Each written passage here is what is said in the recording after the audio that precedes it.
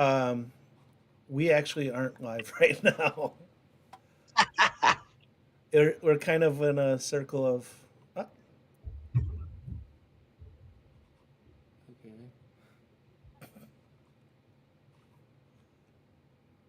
Yeah, I think we're going now. We're going now. Well, thanks, guys. Welcome to our next installment of Beer Drinking on Raise TV, and I want to welcome again Kevin Wright, founder master brewer from Third Space. Before I say hi to Kevin, just to explain to our viewers, we had a little start stop. Kevin and I have been already kind of getting knee deep in our first beverage before we realized that we weren't with all of you friends out there in the interweb. So, Kevin, hi again. Hey, how's it going again? Good to see you. Good. I'm going to sorry to repeat ourselves a couple times, but let's repeat it with a cheers and for real this time. Yeah. Yeah, Cheers. so, Cheers. um, again, let's catch you guys up. We cracked open the juice fix right now.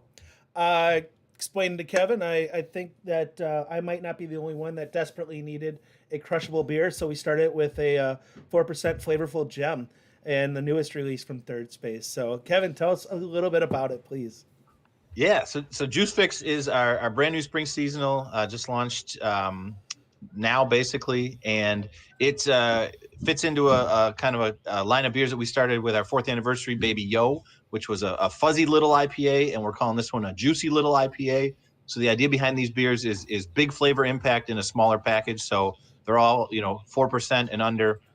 And this beer, we use a fairly simple malt bill, kind of building on some of the concepts that we worked on with Baby Yo, using some UK Golden Promise malts, a little bit of flaked oats, a little bit of Care Pills. But then, the hops are really what is driving the flavor on this beer. And we use what I think is a really awesome combination of hops.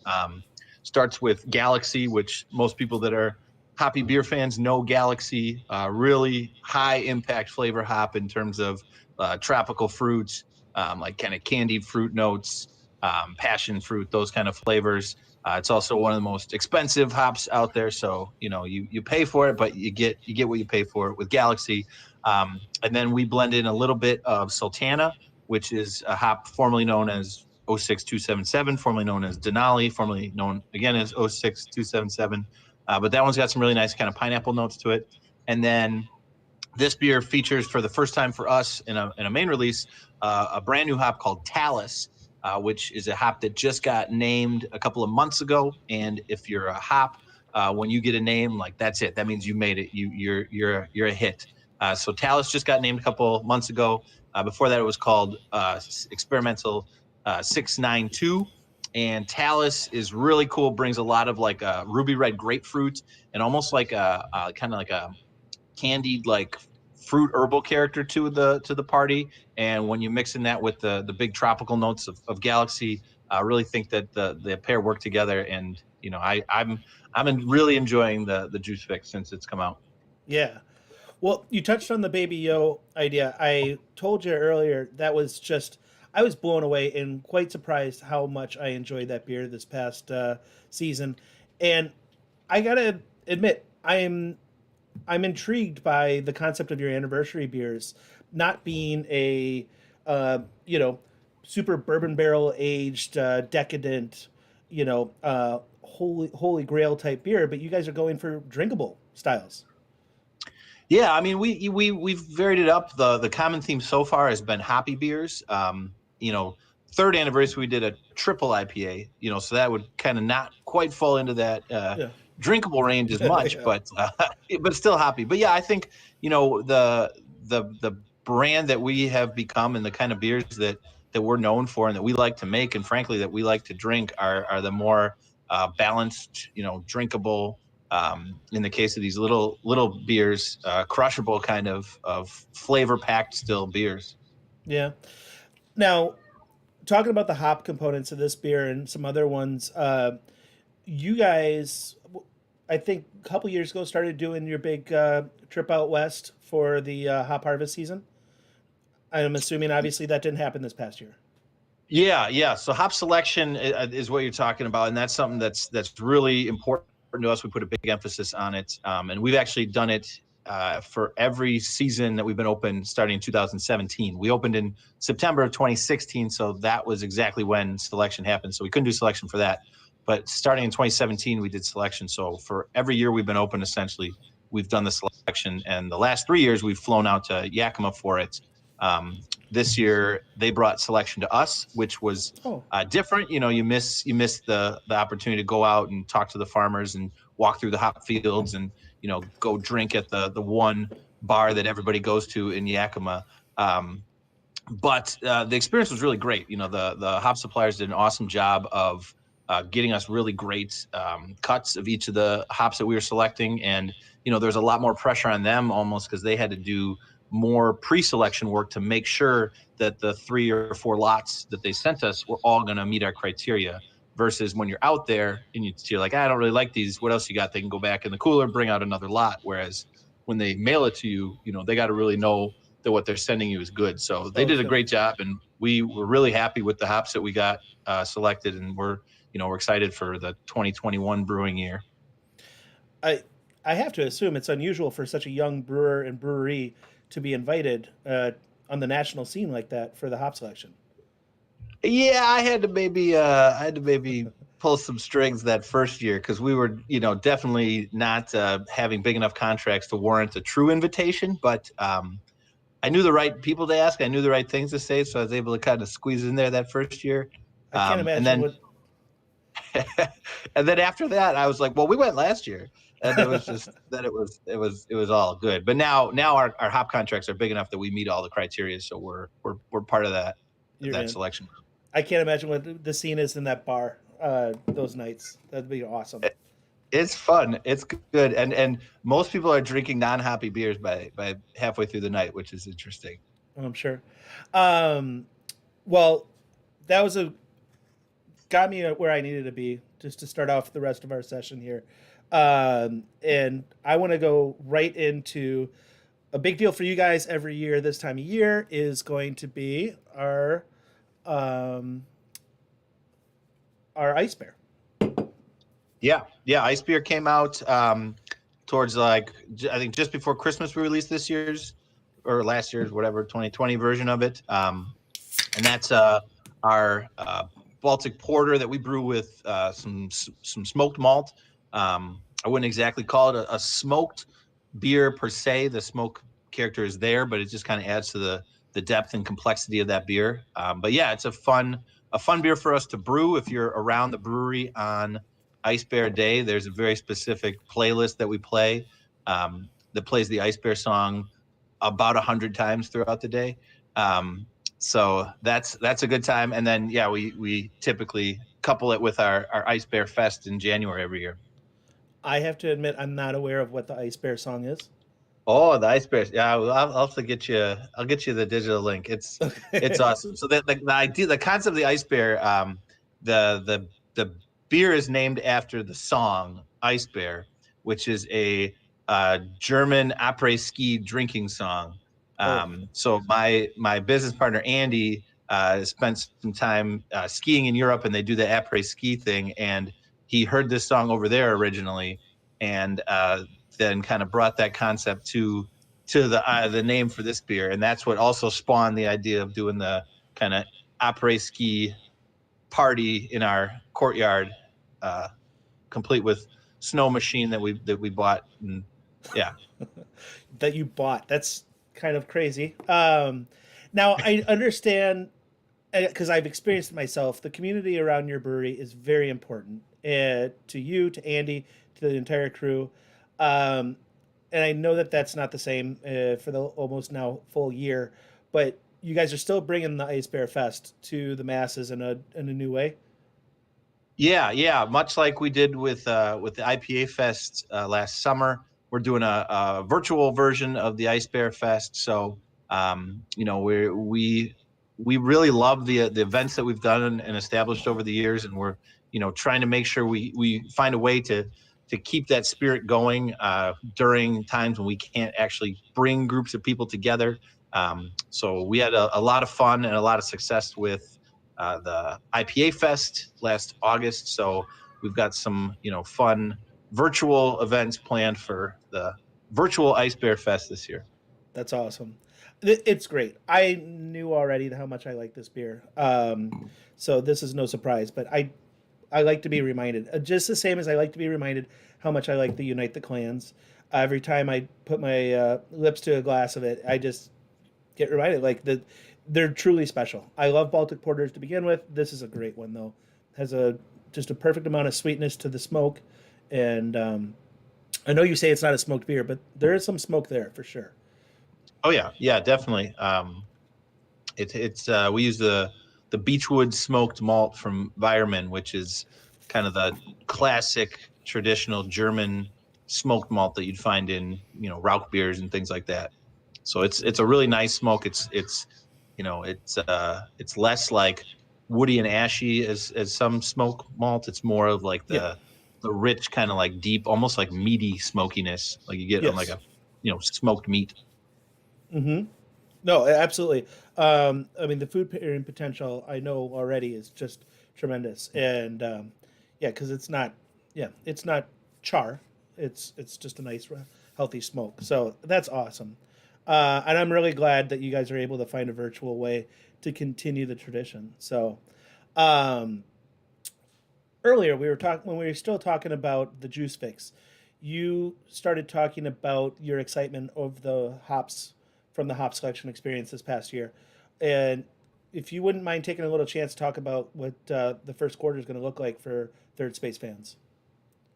Yeah, so we've we got our first quarter brand calendar out there, and our year-round beers is this basically the same as last year's lineup. Last year we added Frog Vice and the Light It Up to our year-round lineup, which is included Happy Place, Upward Spiral, and Unite the Clans. So those 5 beers will be year-round again.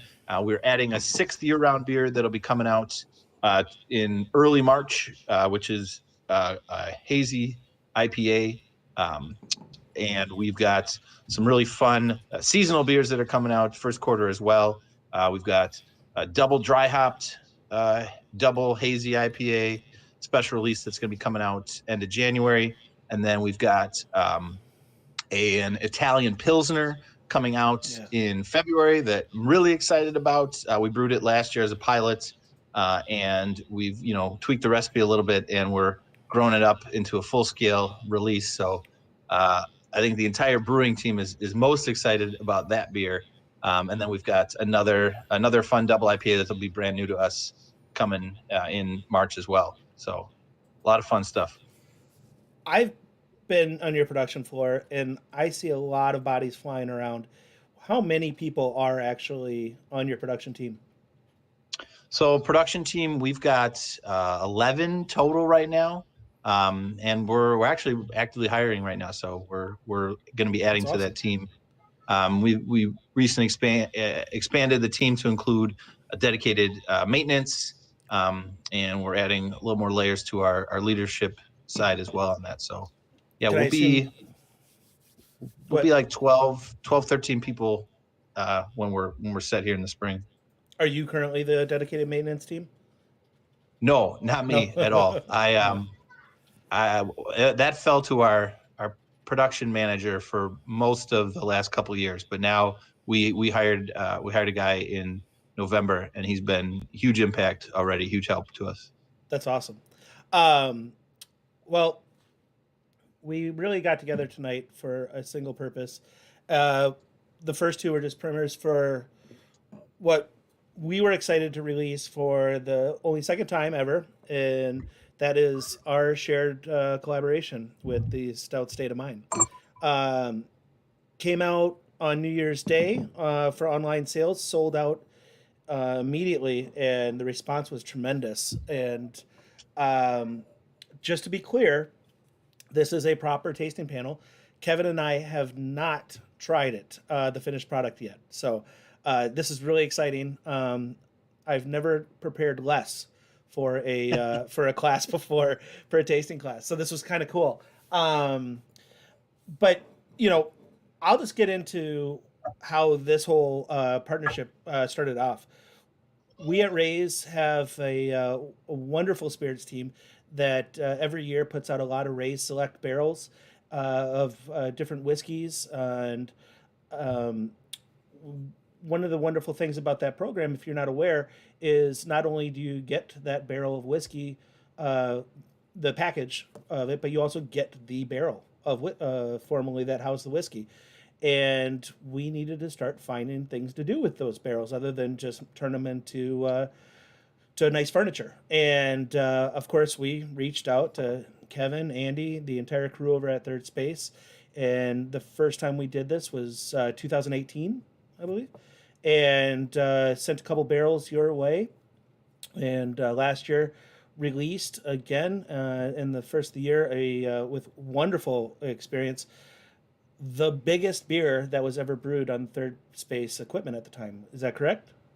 I Yep, think it was that is correct. Spencer, our beer director for the Ray's beer team, and myself decided we wanted to bring the most decadent beer that we could possibly make, and with that was hazelnut vanilla imperial stout, blah blah blah. And I think it was kind of a big pain in the ass for your team over there at Third Space. So sorry about that.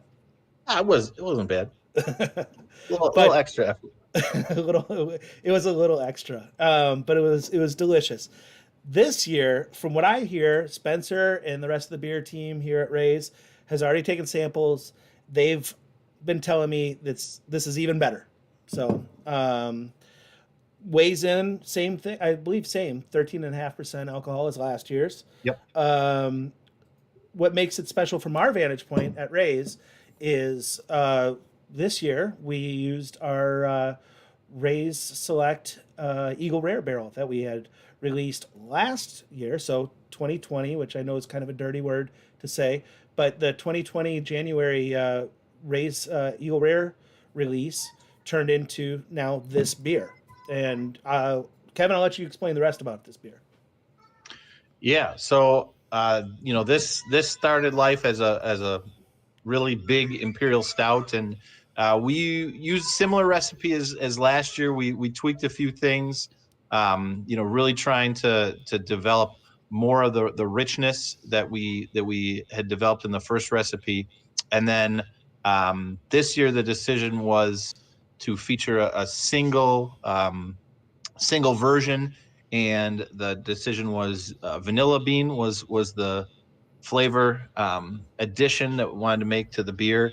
And we sourced the vanilla beans. It's a new company we never worked with before on the vanilla bean side, and they're like a fair trade vanilla bean production company out of Africa, and they work with local growers to provide them an outlet for vanilla beans to help the local economy there. So these are Ugandan vanilla beans, which I've never used before, but the way they described them, and then when they sent us samples, majority of vanilla beans that you're getting are like they're called bourbon vanilla beans is the variety. A lot of them are grown in Madagascar, Mexico. They've got kind of the classic vanilla character, a little more on the kind of like leather tobacco characteristic. We've used those a lot in the past, and then we've also used Tahitian vanilla beans, which are really unique, and they're more along the almost like fruity cherry vanilla character, almost like if you think of like Tahitian treat kind of character. If you remember that soda, and we really like those. And I think these kind of combine, the Ugandan vanilla beans combine both of those characteristics together. So you're getting a lot of the classic vanilla character, and then you're getting a little bit of that fruitiness in there. So we really like the beans. And I think, full disclosure, Rob, I did taste this out of the Bright Tank. Yeah. There's not really a beer that goes out that we haven't tasted at least a little bit, but this is the first bottle I've opened. So right. I've not opened a bottle of it. I would not want to disparage you and let people think that you didn't actually drink your product, but yeah, first time the finished product. And so I'm going to crack mine open here. I got to tell you, this is actually the only bottle I was able to get my hands on because we did sell them out so fast. So, so this is a special experience that we're all sharing together. But, and just a little bit of a share here. I don't know if those that have watched the Rays TV stuff realize, but we always have our friend Eric that's sitting off in the corner by himself, and he's definitely fixing it so I don't screw up the tech stuff again, like I did in the beginning of our session here. And if Eric grabs himself a glass, he's welcome to help me out with this bottle because I think it'd be irresponsible for me to pound the whole thing down. Wouldn't be unlike me, but it'd be irresponsible. Holy cow.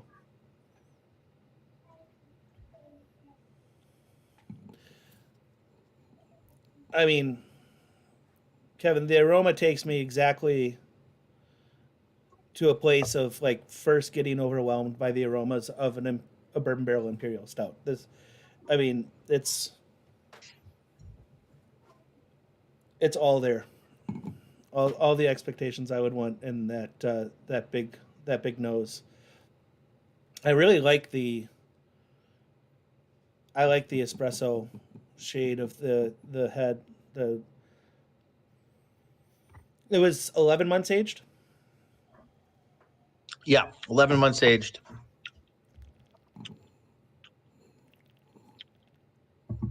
Yeah, that's nice. Oh, you have the idea of sweet, but it still has enough. It's not overwhelming. That's great. That's absolutely great, dude. Awesome job. Yeah, thank you. I don't know how well versed you are. Can you describe like the characteristic of Eagle Rare? I don't know if I've ever had Eagle Rare. I know of it. I know it's a pretty impressive sought after bourbon, but and I don't know. I'm not admittedly I'm not a huge bourbon guy, so I don't. How would you describe Eagle Rare? Well, I mean, I think one of the telltale signs of Eagle Rare and everything else that comes out of that distiller is its smoothness. There can be caramel notes. They don't come off hot. You're not going to get a lot of alcohol burn on it. It's quite approachable and one that doesn't require um, you know if I was ever pouring you behind the bar an Eagle Rare, I would suggest no cubes of ice, not even a drop of room temperature water, unless you want to open it up just a little bit. But it really it it's yeah, not a very spicy bourbon, if you will. Without getting into the specs of it, it's approachable. It's great. Buffalo Trace, Blanton's, Eagle Rare, all of it. They are definitely they're very pleasing to the palate and ones that you can drink a couple in a session, no problem. And so, uh, I don't know. Throwing it back at you, how much you really think that specific proprietary barrel changes it? Are you getting the expression more of the bourbon that was housed in that barrel, or the char of the barrel itself that imparts flavor onto your beer? I think you're getting both. I think what I've found with barrel aging is a real big impact is the amount of time that the spirit was in the barrel. Mm-hmm. Because that's going to go to how much penetration has gone into the wood, how much has been, pulled out of the wood. Um, and that's why I was curious to know, if you know kind of where this one came in. But I found there's a sweet spot in the 7 to 12 years. I've Yeah, done stuff with barrel. I've made beers with barrels that have been as short as like 2 years of aging. And I've done stuff with 25-year-old Heaven Hill barrels. And it's a really, that's where you get a really big difference in the expression. Um, now but I'm I gonna. think there is characteristic from the bourbon itself. And I think, to me, with this one, um, this everything is like everything comes together really nicely. There aren't a lot of sharp edges to this for a beer that, I mean, we just bottled up a month or so ago. It tastes to me like a beer that's been maybe maturing in a bottle for a year or so. Yeah. I think everything is really you know well represented here, and nothing's too out of place. And that, I don't know, I think that there's a, if that's the way you speak of the Eagle Rare, I think there's a quality of that spirit that comes through. Yeah. Not only is Eric my tech guy, but also one of our prime whiskey guys here. How many years again? Eagle Rare is it aged? I think it's around 6 to 8. 6 to 8. I thought I was going to guess 8. So 6 to 8 of the liquid on the barrel. I think you're exactly right. 10 years old. Oh, I'm sorry, 10 years old. Correction, 10 years old. So 10-year-old barrel. I absolutely think you're right. It's this beer drinks with maturity. My first experience was I had the introduction of the vanilla and the sweet, but it then goes right into like a seamless transition into the roasty toasty notes of the stout itself. And I mean it's layered, but it's not. But the layers just move like an escalator. It's beautiful. It really is a great job. Um, yeah, and just to remind anybody who still is either holding on to or remembers drinking last year's Stout State of Mind release, we did 2 different barrels. We did a 1792 and a J. Henry. J. Henry, of course, being a Wisconsin distillery in the Madison area. 1792, for many being famous for having those awesome viral videos of their barrel house falling apart. If you haven't seen it, Google it. It's pretty fun. But 2 outstanding distilleries in their own respect. But this was a barrel with more age on it than either of those 2. So I owe you another barrel. I think we need to do this again. Yeah, I mean, what's the 2021 plan? No, I like this barrel. I think the thing that I really like about the beer in the barrel. I think that you get the barrel character all the way through it. Right from the beginning on the nose, you're getting it, and even into the body of the beer and into the finish. You're getting the complexities of the barrel. And sometimes with certain barrels, you're getting a bigger note up front, or you're getting more kind of oak barrel finish in the end. Whereas this one, all the way through, and it makes sense if you're saying that that's the age that it is, because like I said, through the experimentation and the stuff that I've done, I think that's a real sweet spot for flavor extraction into beer. Thank you for you guys to suggest to us not to be heavy-handed with adjuncts this year, and let the beer do the work itself. So because it did it. Do you remember when opening up this barrel, if it was a slosher, if it had any residual liquid? Or I think it was dry when we opened it up. Yeah, but it obviously held together just fine. Yeah, I mean it was still pretty fresh when we filled it, but yeah, I mean the character comes through. It's one of the nicer barrel representations that I've in our beers. Nice. Well, I mean this has been awesome. I guess it could have backfired on us having tried it for the first time live in front of people, but I obviously had no doubt. So I just again, thank you. Now this is part of a community collaboration that you've done. You're doing this with others too.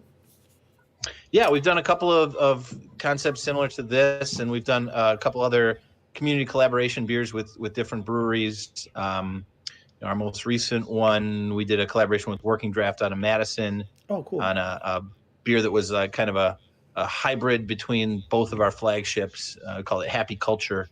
That was one, and we've done a couple other barrel aged ones as well. So nice. Yeah, we like doing them. We can get them into our busy production schedule. It's fun to do partnerships like this. Any that Third Space fans can look forward to in 2021? Nothing that we're ready to announce yet. Okay, other than the May the 2021 raised beer, but no. We have a couple things lined up, but yeah, nothing that we're ready to announce. Nice. Well, I'll be by the brewery soon, properly distanced, to pick up the Eagle Rare empty and bring you some new ones. Well, Kevin, thank you very much. Before I let you go, Kevin, have you ever? I mean, I know that you're obviously a much bigger than just the Milwaukee beer scene, that you got connects around. Do you know Jim Seebeck and the team over at Revolution at all? I don't know if I've met him. I used to know somebody that was production management there, but I don't think I've ever met him. I've been down to the brewery and seen the place. Well, if you don't mind me pointing out, next week we're going to do this exact same thing, but I'm going to do it with Jim, who's the head brewer at Revolution, and actually has a Tosa connection, and then Marty also over with his production team, and I'm going to be drinking not all of these, but tonight at raisewine.com, we're releasing a Raise Picked Mix 6-pack with all the Deep Wood series products. So that's Death Star, Death by Cherries, Rye Way to Heaven, the Straight Jacket, Cafe Death, and then just so that we have one little tiny buffer, we're doing a anti-hero. I don't know how we're going to get through all 6, but we're going to definitely try to tackle that with the team over there next week. Same time, 6 o'clock at Raise TV. But again, tonight, right now, actually, you can go to raisewine.com and find those 6-packs for purchase.